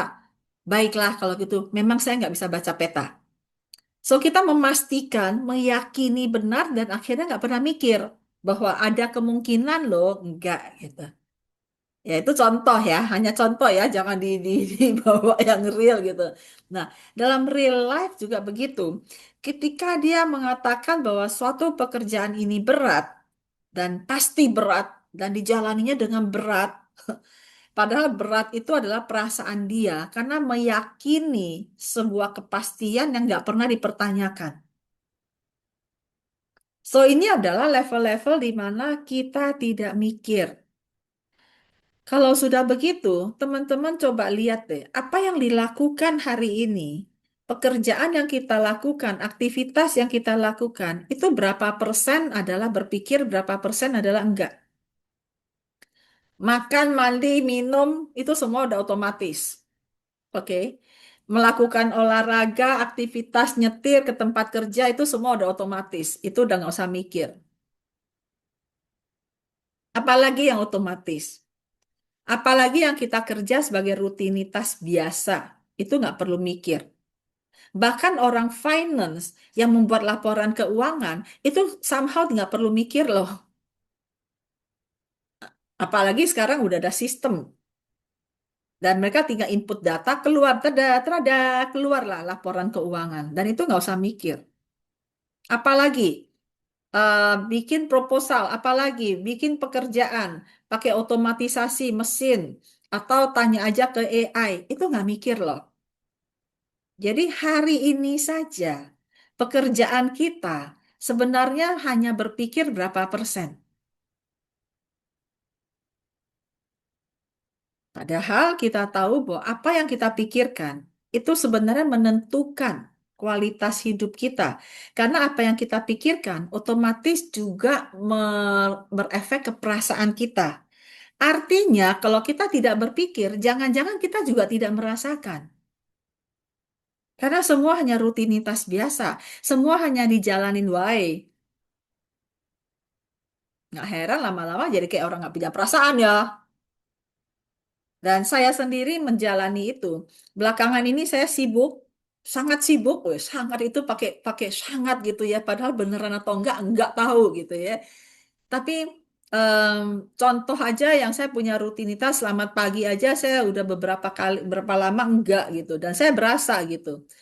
Dan kadang udah nggak punya feel gitu karena pengen begitu bangun olahraga aja saya enggak, saya udah perlu jalan, saya udah perlu buka laptop, dan pikiran saya udah rutinitas, dan akhirnya somehow saya berpikir saya tuh nggak mikir, dan boro-boro untuk saya pagi atau apa udah nggak punya perasaan gitu. Dan kalau udah nggak punya perasaan ngapain saya kirim juga, saya mau mengirimkan dengan hangat gitu ya, dan pengen ngajak ngobrol gitu. Saya baru-baru ini ke Jogja, teman-teman. Dan sebenarnya tujuannya kuliner, jalan-jalan di sana. Dan ketika saya jalan hari kedua, hari Sabtu itu saya jalan ke alun-alun sendirian, naik gokar ke alun-alun. Lalu kemudian saya duduk di pinggir jalan dan saya berhenti di titik nol. Itu banyak sekali orang. Tapi saya duduk di tempat yang sepi dan saya mengamati. Di situ saya berpikir sebenarnya saya mikir nggak sih selama ini? Karena kesibukan demi kesibukan dan jalannya dengan rutinitas aja gitu. Saya mikir nggak ketika ngajar? Iya. Saya mikir nggak ketika coaching? Iya. Tapi udah seperti apa ya, ngeflow aja gitu. Habis itu udah. Terus what next? Jadi habis dari A, B, habis dari B, C, habis dari C, D gitu. Jalanin aja. Tapi nggak pernah benar-benar sejenak berhenti untuk reflektif kembali. Dan saya menyadari itu. Saatnya untuk slow down. Karena akhirnya saya jadi nggak mikir. Nah, bagaimana dengan teman-teman? Apakah dirimu mikir? Aneh ya pertanyaannya ya. Ibu, saya mau nanya boleh, Bu? Boleh, Bu Susan, silakan. Jadi gini, Bu, ada pertanyaan. Dulu saya orangnya suka mikir. Saking banyak berpikir itu, kebanyakan saya sadar kalau saya cuma ada di reaksi otomatis, superficial sama di push. Karena kan saya kan akademik ya, Hmm. ngajar juga gitu kan. Jadi memang kebiasaan pendidikan memang 21 tahun, jadi udah terbiasa dengan cara kerja sehari-hari. Jadi pernah suatu hari saya dibilang sama terapi saya, coba deh, San, kamu duduk mikir. Terus saya setahun yang lalu tuh saya coba gitu, kan sebagai journaling ya Bu ya. Kalau mikir tuh saya cuma takut monkey mind lewat, takut kayak, kan gini ya Bu, kan saya dulu tuh orangnya tidak be in the present. Selalu mikir yang ke depan dulu. Emang habitnya begitu Bu dulu. Dulu kayak gitu. Mungkin karena memang memang dulu ada fear di situ. Saya sadar ada fear di situ. Saya sadar betul. Nah, ketika Ibu bilang begini, saya cukup terintimidasi, ke trigger. Makanya saya nanya ini sama Ibu Mariani gitu, like, aduh kalau saya disuruh berpikir keras gitu ya, overthinking salah satu ya. Takutnya emang coba San, kamu pikir evaluasi reflektif. Jadi kadang-kadang aku kalau mikir terlalu go to my inner depth thinking itu ada fear juga, halo Lika. Jadi ada ketakutan juga di sana. I'm takutnya aku overwhelmed. Aku sadar kalau setiap hari aku ngomong sama diriku, I am not my emotion. Aku sadar betul Bu Muryani. Tapi ketika Bu Muryani bilang ke saya, ya kamu adalah your own thoughts, bukan emosi kamu. Sometimes ya kita betul-betul antara batasan itu Bu, antara pikiran emosi itu sangat tipis sekali Bu, tipis banget gitu, kayak selai rambut gitu. Jadi bagaimana Bu Mariani menyingkapi ini? Terima kasih Bu. Sami-sami. Sebelumnya saya mau nanya deh, OVT itu apaan sih Pak Yosua? OVT. Overthinking, Overthinking. Bu. Overthinking. Overthinking. Oke, Biasa baik. biar semakin mudah, Bu, anak-anak apa bahasa anak-anak yang zaman sekarang kita pakai. Oke, so menarik ya. Nggak berani mikir karena khawatir overthinking atau yang nggak ada fear di dalam. Kalau nggak mau punya fear, lalu nggak usah mikir gitu ya, Bu Susan ya. Berarti apa? Berarti kan denial dong. Karena tahu ada fear di dalam tapi nggak mau dihadapi. Fear itu sesuatu yang perlu dihadapi toh, ditangani. Memangnya bisa nggak mau dipikirin, nggak mau dihadapi, mau berapa lama, mau seumur-umur. Jadi ibarat kata gini loh, kalau saya tahu ada fear, lalu saya nggak mau mikirin. Jadi saya nggak mau ngerasain, saya lanjut setahun, 2 tahun, 3 tahun, dan ternyata 10 tahun lewat dan saya hidup dengan fear itu. Saya tahu ada fear tapi saya Baik. tekan gitu. Jadi denial, bukannya lebih fear lagi. Karena 10 tahun saya hidup dengan fear, saya takut dengan ketakutan saya. Ya kan? Saya Ya. punya ketakutan, lalu saya takut dengan ketakutan saya. Sehari, 2 hari. Jadi sebenarnya yang lebih menakutkan adalah ketakutan itu sendiri atau takut atas ketakutan. Dan itu dibawa seberapa lama? Berarti ketakutannya double. Karena saya tahu ada, tapi saya hindari. Jadi kalau saya akan hadapi. Itu takut atas apa? Dan ketika saya hadapi, saya jadi tahu apa yang saya hadapi. Setelah saya tahu, baru saya mikir bagaimana mensikapi ketakutan saya. Jadi makanya gini Bu, setiap pagi saya biasa nih ya, 3 menit ini saya kalau bangun tidur cuma ngecek jam doang di HP. Habis itu aku buka guided meditation, aku meditasi sekitar 10 menit sampai 30 menit. Guna buat regulasi pikiran saya. Selama ini 3 bulan ini sangat efektif sekali untuk saya Bu. Tapi ketika ibu berkata, apakah saya belum berpikir banget? Apakah saya masih kurang regulasi diri saya kah? Apa bagaimana? Gitu aja sih Bu, gitu. Kadang memang saya orangnya suka eh, evaluasi refleksi sendiri gitu loh Bu. Seperti itu sih Bu. Makasih Bu. Oke, makasih. Saya pikir regulasi itu, saya nggak tahu apa artinya regulasi, meregulate. Saya boleh mikir ini, boleh mikir itu gitu ya. Betul, Atau betul. atau Betul seperti itu. memanage pikiran. Misalnya, Eh, saya iya. bangun pagi, saya mulai Heeh. manage ya. Hari ini saya mau ngapain, ngapa-ngapain, jangan ke sini ya. Karena gue tahu gue bakal tergoda dengan ini misalnya. Itu saya memanage, tapi saya tidak meregulasi saya. Yang mana lebih cocok? Ah, sebenarnya dua-duanya Bu. Jadi kayak bangun pagi tensionnya yang ucap syukur. Udah gitu hari ini oke San, kamu lakukan yang terbaik untuk diri kamu sama share kamu put some actions and then kamu melangkah keluar itu kamu kasih berkah, kamu berkah dengan penuh kelimpahan. Jadi everyday I keep feed my brain into the good thoughts. Kalau misalnya ada pikiran jelek, memang tidak bisa saya buang gitu. Paling cuma lewat doang kayak awan doang sih Bu Mariani. Selama ini aku ngelatihnya begitu Bu Mariani. Oke, Seperti itu. baik. Kalau itu cocok buatmu, silakan. Asal you get peace, artinya damai dalam hidupmu, bahagia, tidak ada yang ditutup-tutupi. Iya, iya. Iya, itu Iya, sih. baik Ya. Bu. Ya, dan ini beda Iya, dengan overthinking ya. Kalau overthinking itu di drama, dibuat drama nanti kalau begini jadi begini, kalau jadi begini gimana? Lalu ada dua skenario, kalau ini satu begini, ini lalu ini itu overthinking banget, itu capek deh gitu ya. Betul, Nah, itu betul. overthinking. Nah, saya ada satu pertanyaan dari Bu Novi ya, Nov. Reaksi apakah benar tidak berpikir? Boleh tolong langsung aja, Nov, kamu tanyakan, aku nggak gitu paham. Bereaksi dan ada muncul tindakan dan kata-kata Iya. itu bukan dari pikiran. Maksudnya tadi itu yang Maksudnya reaktif tadi ya, Nov? kan ada yang sebelah sebelah sini. Yang pertama itu kan eh, Oh, ibu Slide, menyampaikannya next itu iya. bisa Itu disebut reaktif. autopilot lah ya, nggak mikir gitu Itu kan. reaktif, Tapi bukan maaf, reaksi. mm-mm. Reaktif.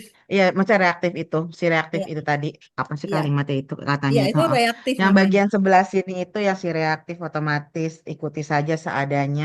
Apa itu beneran nggak mikir ya Bu ya? Karena kan Iya, responnya itu eh nggak semuanya otomatis dan memang ada yang eh saya nggak tahu disebutnya hasil pemikiran atau enggak gitu karena pada saat saya bereaktif reaksi yang saya keluarkan adalah begini iya. gitu kan ya. Habis ini kita lihat Itu apa yang bukan hasil termasuk dalam pemikiran kah berpikir. atau otomatis otomatis sekalipun waktu saya mau minum eh, memang tahu di mulut gitu ya. Kan ada yang kalau orang yang nggak pakai mikir pun misalkan dibilang nggak mikir ada yang mau minum ya cuman dipegang aja gelasnya gitu. Pikirannya nggak di situ, orang sebutnya pikirannya nggak di situ gitu kan ya. Atau ya udah mau minum yang diambilnya bukan gelas gitu loh. Oke. Ada kan Habis yang ini seperti saya itu. Apakah itu habis bukan ini mikir juga? habis ini saya akan jelaskan yang berpikir biar Novi bisa lihat bandingannya. Oke, Ya, karena oke, reaktif oke. itu tidak masuk. Jadi misalnya saya duduk, saya minum, pasti saya tahu yang saya ambil itu air minum. Cuma itu tidak masuk dalam kategori berpikir karena itu otomatis sudah tahu yaitu namanya air minum. Berarti kalau yang saya aus, Iya, itu udah otomatis. Alamiah, kering di sini, ambil minum itu nggak usah kita pikirin aja udah tahu pasti minum. Gitu. oke Bu, saya putus Ya, barusan. Lanjut. ya. Habis ini ya, saya kasih lihat bandingannya ya biar lebih jelas. Ya, oke. Thank you, Nov. Dan ada Bu Prihantini, silakan Bu. Terakhir sebelum kita lanjut materi kita, silakan Bu. Ya, malam Malam Bu Prihantini, apa kabar? baik Ibu. Bu, saya maksudnya mendengar apa paparan Ibu, saya lagi berpikir, saya kan menghubungkan dengan pekerjaan saya. Maksudnya di kerjaan saya sering kadang maksudnya ya itu kerjaan yang sering dilakukan ya. Dan itu kadang jadi bikin saya eh, menunda, tapi memang kayak bosen banget deh ngerjainnya. Apa itu juga karena kita nggak berpikir, jadi itu memicu kebosanan kita itu, Bu. Kalau Ibu bisa bosen itu sudah mikir. Oh, Kalau nggak kalau mikir sudah tuh bosen itu, dijalanin aja nggak pernah nggak ah, berhenti berhenti. Iya, oh kalau udah bosen udah mikir ya, Bu ya. iya. Makanya muncul perasaan bosen. Oh, mikirnya mikir bahwa saya Kita belum lihat nangkep ya. sih, Bu. Ah, Habis ini saya kasih lihat slide-nya Bu. Nanti oh, Ibu oke bisa oke, baik membandingkan. baik baik Ya, baik Ibu. baik. Ya, Terima kasih. terima kasih. Ya. Nah, kita masuk teman-teman, Bapak Ibu, masuk ke slide-nya. Bahwa kalau tadi adalah area tidak berpikir, saya ngasih warna biru, sekarang saya akan masuk ke berpikir. Berpikir itu totalnya ada 14, tapi saya hanya memberikan beberapa. Nomor satu yang berpikir itu adalah consider. Jadi ketika otomatis minum air putih, Nov, saya ada cangkir depan saya. Saya ngambil dan saya langsung minum, itu nggak berpikir. Tapi ketika saya ngambil air minum ini, udah sampai di sini nih, saya mikir, minum nggak ya? Nanti kalau gua minum, saya perlu apa ya nggak ya? Ke kamar kecil nggak ya? Padahal saya lagi ngajar. Ah, nggak jadi ah. Itu artinya saya udah mikir, udah consider, udah mempertimbangkan. Kalau saya hanya haus minum, rutinitas nggak usah dipikirin. Itu maksudnya, Nov. Jadi kalau ada orang yang udah pegang mau minum nih, tapi dia nggak minum-minum, apa yang terjadi? Dia sedang mikirin apa? Jadi akhirnya dia nggak jadi minum. Novi ngeliat bedanya nggak, Nov? Itu udah ada considering. Nah, considering masuk dalam berpikir. Ya. Lalu kemudian yang berikutnya adalah questioning. Itu mempertanyakan, itu juga termasuk mikir. Jadi kalau kita nggak pernah nanya, kita hanya lakukan saja as if. Seperti tadi Bu Priantini mengatakan kerja, lalu kemudian boring. Boring adalah state, boring adalah perasaan. Perasaan itu muncul ketika ada considering di dalam, kok gue jalan ini setiap hari bosen, itu lagi, itu lagi. Gitu Bu, makanya muncul bosen. Sementara ada orang yang nggak pernah bosen dijalanin why, karena apa? Dia nggak pernah mempertanyakan. Dia nggak pernah mikirin, jalanin aja. Kalau dia jalanin aja, nggak muncul perasaan bosen itu. Jadi berbahagialah kalau dirimu bosen, berarti dirimu mikir. Begitu ya. Dan berikutnya lagi levelnya adalah doubting, meragukan. Meragukan itu juga adalah mikir. Jadi kalau ada orang meragukan, itu artinya dia sedang mikir. Di kelas saya, kalau ada yang bertanya, itu artinya dia mikir. Kalau sepanjang kelas dia nggak nanya, saya bingung dia mikir atau enggak ya, atau dia hanya terima aja. Kan suka bilang tuh nggak ada pertanyaan, berarti gua ngajar terlalu pinter atau nggak ada yang ngerti gitu kan. Nah, ada orang yang oke, terima aja dan nggak pernah berpikir di dalamnya. Akhirnya dia nggak tahu apa yang mau ditanyakan. Ya, banyak trainer takut untuk menjawab pertanyaan gitu ya, karena nggak gampang jawab pertanyaan katanya. Kalau saya bilang enggak, justru lebih gampang menjawab daripada bertanya. Karena bertanya itu butuh orang untuk mikir. Dia setelah mikir, dia mulai membandingkan. Considering itu adalah mulai memikirkan apa iya, let's say is true, terus apa gitu loh. Dan dia akan mulai mempertimbangkan, consider, lalu bertanya dan meragukan. Nanti berikutnya dia mampu go detail. Jadi ini kalau begini jadi begini seperti yang barusan Novi sampaikan. Jadi bukan tidak semua. Nah, so mulai considering yang dilakukan Novi adalah tanda-tanda Novi sedang berpikir. Considering apa iya reaksi yang depan ini semua nggak mikir. Buktinya ada orang yang begini. Nah, udah mulai doubting. Ketika saya menjawab akan mulai doubting dan kemudian ada detailing yang saya nggak tulis di sini. Lalu kemudian mulai mendifferentiate bahwa kalau begini kan bisa begini. Nah, itu udah mulai mikir. Itu Nov. Apakah make sense Pak Novi dengan jawaban seperti ini, Nov? Kalau yang bawah sih iya, kalau yang reaktif, Bu. Yang Reaktif reaktif itu itu, bereaksi itu kan bisa macam-macam ya keluarannya. Maksudnya ada orang yang dicubit marah, ada orang yang dicubit, ih kok nyubit sih gitu kan ya. Maksudnya reaksinya reaksi dari si oke, reaktifnya itu bukan oke. hasil mikir. Yang di sini adalah bukan reaksi, reaktif. Orang yang reaktif itu adalah orang yang langsung respon tanpa mikir, namanya reaktif. Kalau Itu yang reaksi, kayak mana ya? reaksi itu adalah dari kata aksi dan reaksi. Seperti Novi sekarang lagi bereaksi atas jawaban saya, tapi bukan reaktif. Reaktif itu yang mana? Reaktif itu eh ya reaktif gimana contohnya ya? Reaktif itu adalah orang yang langsung bilang enggak, misalnya mismatch. Orang yang mismatch kan otomatis bilang enggak, padahal dia nggak mikir yang enggaknya apa ya. Nah itu Re- reaktif. Reaktif itu berarti orang yang bereaksi tanpa mikir tapi langsung Iya, direspon gitu ya. iya, langsung direspon tapi nggak mikir. Itu Bereaksi kan memang, berarti kan kalau bereaksi berarti ada pemikiran ya kan? nah itu memang reaksi Nov, tapi reaksinya adalah reaktif namanya. Ya, saya Jadi pusing. reaktif Baiklah. itu selalu Oke, ada Bu. alasannya, Bu. Iya, Bu, bedakan antara reaksi, tunggu, tunggu sebentar. Bedakan antara reaksi dengan reaktif. Reaktif adalah reaksi, tapi reaksi yang nggak pakai mikir, namanya reaktif. Bertanya juga adalah reaksi. Considering juga adalah reaksi, tapi itu pakai mikir. Itu, dia selalu ada alasan mendasar kenapa dia berperilaku dan reaksi seperti itu. iya, Begitukah, Bu Maren? iya. Considering itu kan mikir. Itu adalah reaksi atas penjelasan saya, maka dirimu mikir kembali, lalu bertanya kembali, itu adalah reaksi. Tapi bukan reaktif. Reaktif itu adalah reaksi yang nggak mikir. Gitu, Nov. Beda ya, Nov, antara reaksi dengan reaktif ya, Non? Kalau saya mikirnya reaksi itu adalah wujud dari si reaktif itu. Enggak. Saya reaktif itu adalah keluarannya si reaksi. Enggak. Reaktif itu adalah keluaran reaksi yang nggak pakai mikir, namanya reaktif. Hmm. Ya. Boleh saya tambahin sedikit Bu Marlin, mungkin Iya, silakan Pak Syarif. pengalaman aja. Contoh reaktif itu misalkan gini, kita kena air panas, itu kan langsung Ya, langsung menyingkirkan tangan, itu nggak mikir loh, karena ya, kalau nggak ya, salah tuh, betul, betul. kalau di kesehatan tuh apa sumsum tulang belakang itu termasuk bagian dari otak yang memang Ya, untuk refleks itu gitu loh. iya, Itu sih. betul. Tapi kalau mikir, oh ini panas, berarti saya harus angkat. Tapi kan udah terlanjur gosong tangannya.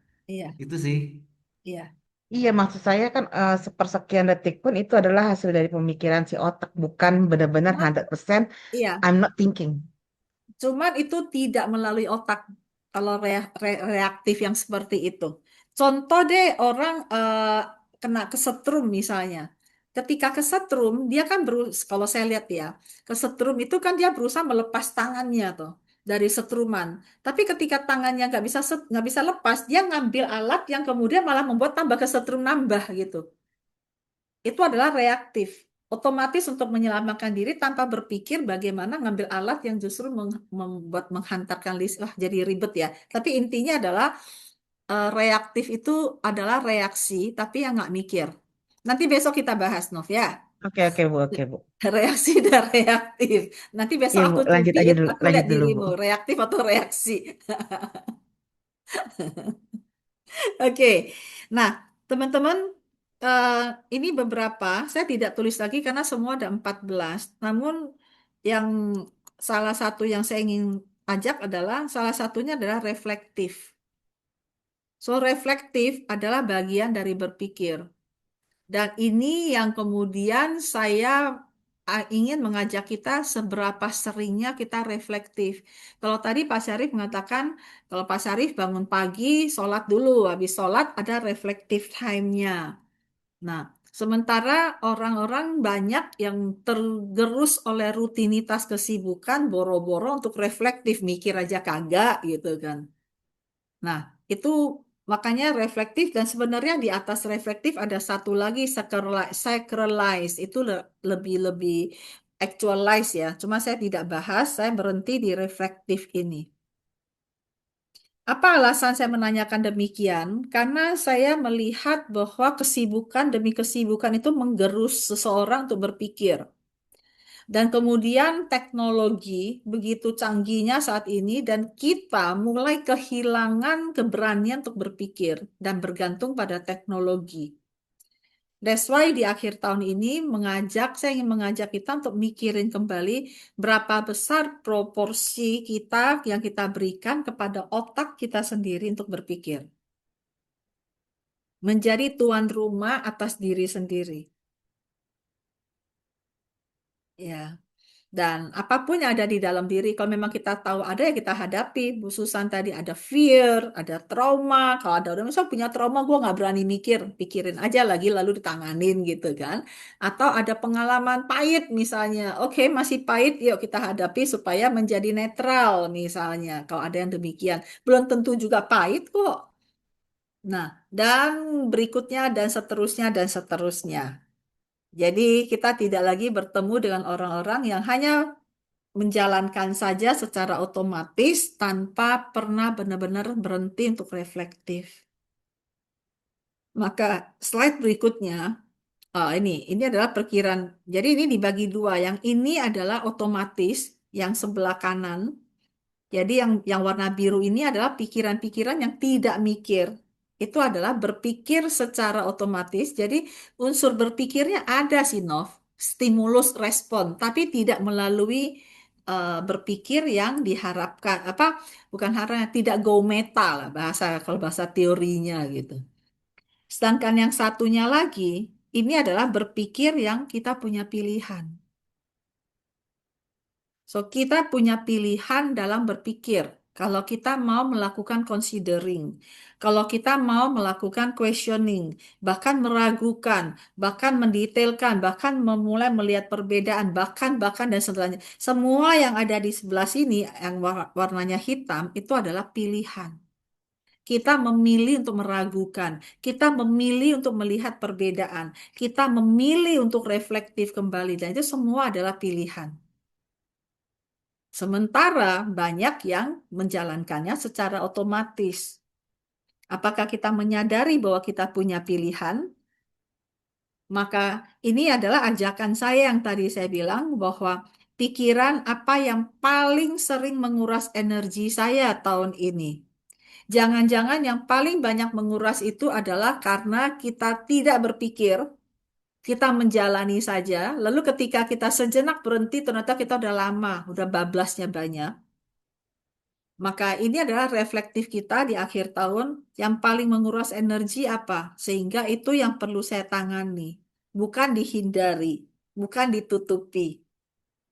Dan berikutnya lagi adalah pikiran apa yang ingin saya tinggalkan di tahun ini. Ini adalah pikiran reflektif supaya kita tidak lagi menjadi otomatis sehingga menjadi robot, alih-alih menjadi zombie gitu. Ya, ada lah ya zombie ya, kalau ada zombie nggak ada di kelas ini gitu kan. Karena teman-teman mau berpikir, makanya hadir di forum Metamind ini. Jadi pertanyaannya adalah, ini adalah reflektif buat kita, bahwa yang paling banyak, yang mana yang paling draining, yang mana yang ingin ditinggalkan, dan kemudian pikiran apa yang ingin saya bawa ke tahun depan. Ada orang yang curiosity-nya tinggi. Lalu dia terus bertanya, akhirnya mendraining dia sendiri juga ada. Ya, ada orang yang suka berpikir kan, dan saking pinternya berpikir dia capek sendiri. Jangan-jangan itu yang perlu ditinggalkan. Jadi berpikir ini pilihan. Kita punya pilihan untuk apa yang mau kita pikirkan, apa yang mau kita tinggalkan. Make sense buat teman-teman? Ada nggak pikiran apa yang ini? Ini PR buat teman-teman semua. Jawabannya nggak usah ke saya. PR untuk tutup tahun. Ya, karena pikiran secara langsung mendrive perasaan kita. Kalau kita mikirin sesuatu yang melelahkan, overthinking, OVT kata Pak Yosua tadi. Dan ketika kita overthinking itu draining loh. Karena kita membuat drama, nanti kalau begini gimana, nanti kalau gitu, halah enggak lah. Dan akhirnya draining sendiri. Dan itu mengganggu kesehatan pastinya. Dan kita seakan-akan nggak punya pilihan. So, consider memikirkan kembali tentang pikiran yang mendraining kita. Ya. Dan dari semua ini, saya ingin mengajak kita untuk melihat beberapa kesimpulan, melihat tahap-tahap dalam berpikir yang sekiranya mungkin kita nggak sadari, kita berada dalam otomatisasi pikiran kita. Kita berada dalam rutinitas kita. Kita punya Google Map dalam diri kita yang nggak sadar kita ikutin, tapi nabrak buntu melulu gitu ya. Maka pertama, bahwa kita punya pilihan, bukan otomatis. Kita bisa memilih apa yang mau dipikirkan hari ini. Saya nggak bilang tahun depan, tapi hari ini dulu. Karena hari ini udah malam, maka besok pagi kita punya pilihan mau mikir apa. Bahkan hari ini pun, sekarang pun saya punya pilihan untuk berpikir besok pagi mau mikir apa. So, hidup kita banyak pilihan dan butuh berpikir untuk mengambil keputusan. Karena kalau kita ambil dari ranah berpikir ya, kalau tadi kan yang pseudo thinking, tapi the real thinking itu ada 3 tahap. Ya, tahap yang esensial, tahap yang eureka, sama tahap yang eksekutif. So, mengambil keputusan itu adalah tahap eksekutif. Jadi saya perlu berani memikirkan apa yang saya mau pikirkan. Dalam banget nggak sih ya? Enggak Bu, aman Bu. Oke, makasih Bu Setuju, Susan. Dan yang setuju. kedua adalah apa yang kita pikirkan itu menjadi tuan rumah bagi perasaan. Jadi hari yang gelisah sering berawal dari pikiran yang tidak kita sadari. Karena apa? Karena otomatis itu. Karena ikut-ikutan itu. Karena kita hanya berpikir apa yang ada di agenda kita. Pasti begini. Itu pun masuk berpikir, Nov. Cuma berpikir yang masuk daerah pseudo thinking. Ya, jadi bukan reaktif yang nol, ini udah separoh lah dikit, tapi nggak termasuk berpikir. Maksudnya bukan masuk real thinking. Dan kemudian yang terakhir adalah memilih pikiran kita. Itu berarti kita self-lead kita. Jadi yang paling utama kita leading adalah leading diri kita, yaitu cara berpikir kita. Ini adalah self leadership yang paling dasar dan diharapkan paling memberi damai. Make sense buat teman-teman? Ya. Dan thank you. Thank Masih you. 1 menit, kita masih bisa lanjut. Saya promosi dulu ya. Mau cerdas mengenali cara berpikir, practitioner weekend. Lalu mau cerdas menangani hantu dalam diri sendiri, ini 4 trainer nih, turun gunung, turun tangan, salah, turun ke kelas gitu ya. Bulan Januari akhir. Jadi 4 trainer, dan kalau ingin mencerdaskan pikiran orang lain, pengembangan berpikir, ikutilah ACMC dengan Michael Hall di Bali. Oke, itu saja teman-teman. Yuk silakan Pak Syarif menanyakan sesuatu, monggo Pak. Enggak Bu, cuman minta apa? Mohon pendapat Ibu. Jadi kebetulan kemarin saya sempat bikin sama teman-teman SMA ya. Saya Mm-mm. bawain tentang overthinking. Kesimpulan saya itu ada 2 yang membedakan kita overthinking sama enggak. Yang pertama dia tidak di now, even itu di past atau di masa depan. Yang kedua adalah ini yang paling penting, knowing doing gap. Jadi knowing doang, cari-cari-cari tapi nggak jalan-jalan gitu loh. Artinya ada satu misalkan dia punya pemahaman tapi nggak ngambil keputusan, itu kan yang menyebabkan overthinking kan. Jadi istilahnya knowing doing gap. Dia tahu ilmunya cuman nggak jalan-jalan. Padahal salah satu break cut-nya overthinking kan ya doing gitu loh. Jalanin. Jadi alih-alih kita mikir satu hal tapi berlapis 5, mendingan kita mikirin 5 hal tapi selesai. Tak tak tak tak tak. Nah itu kalau saya reflektif diri saya, sebentar ya cuman. Jadi pada saat saya masih kerja itu kan banyak tuh otomatis. Bahkan pada saat saya harus memimpin suatu rapat, saya malah sampaikan ke diri saya nggak akan share share decision supaya apa? Supaya anak-anak apa manajer-manajer ini juga apa maju ya. Sehingga saya cuma ambil dari beberapa mereka yang bagus dan kita kita debatkan. Kan saya juga nggak mikir tuh sebenarnya, tapi kan ada niat buat saya adalah bagaimana membuat mereka eh, bisa berani ngomong, bisa mempertahankan pendapat. Kalau semua dari kita kan pasti semuanya iya, gitu. Jadi mereka nggak berkembang. Jadi balik lagi pada saat kita membedakan overthinking dan thinking itu adalah ya tadi now saat ini. Kalau kita fokus ke saat ini, meskipun kita bukan berarti kita nggak boleh meramalkan masa depan, tapi tidak berputar-putar. Dan yang kedua adalah knowing doing gap. Mohon mohon pendapat Ibu. Kalau berdasarkan pengalaman Pak Syarif, maka itulah yang paling benar menurut Pak Syarif. Iya makanya. Sementara menurut orang lain belum tentu loh gitu. Dan memang dalam berpikir itu banyak sekali subjektivitas sesuai dengan pemikiran. Saya mengambil tengahnya ya Pak, overthinking itu adalah thinking yang over. Artinya apa? Over thinking yang berlebihan. Berlebihan artinya apa? Bahwa dia tidak ada pikiran-pikiran yang tidak pada tempatnya atau tidak sesuai atau tidak apa ya dipikir satu pikirnya jadi 5. Apakah itu semua perlu dijalani aja, termasuk apa eh, somehow ada yang tidak perlu jalani bahkan tidak perlu dipikirin. Nah, kalau Bapak kan berpikir dia perlu doing, makanya perlu closing to knowing to knowing to doing gap kan Pak. Itu dengan asumsi kalau perlu dijalanin. Sementara ada yang tidak perlu dijalanin, bahkan nggak perlu dipikirin. Nah, itu nggak perlu knowing to doing gap. Tapi dia hanya stop thinking, aware aja bahwa this is over gitu. Bisa jadi. Maksudnya tuh selalu ada berbagai pilihan di dalam. Mudah-mudahan menjawab Pak Syarif. Jadi tidak salah, Pak.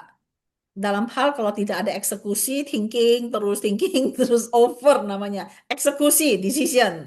Itu benar, Pak. Setuju, Pak. Gitu ya, Pak. Oke, baik. Saya ingin menjawab pertanyaan Ica sebelum kita bubar. Oma, kalau dia nggak bosen sama rutinitas, karena dia suka rutinitas, apakah termasuk nggak mikir juga? Nggak juga.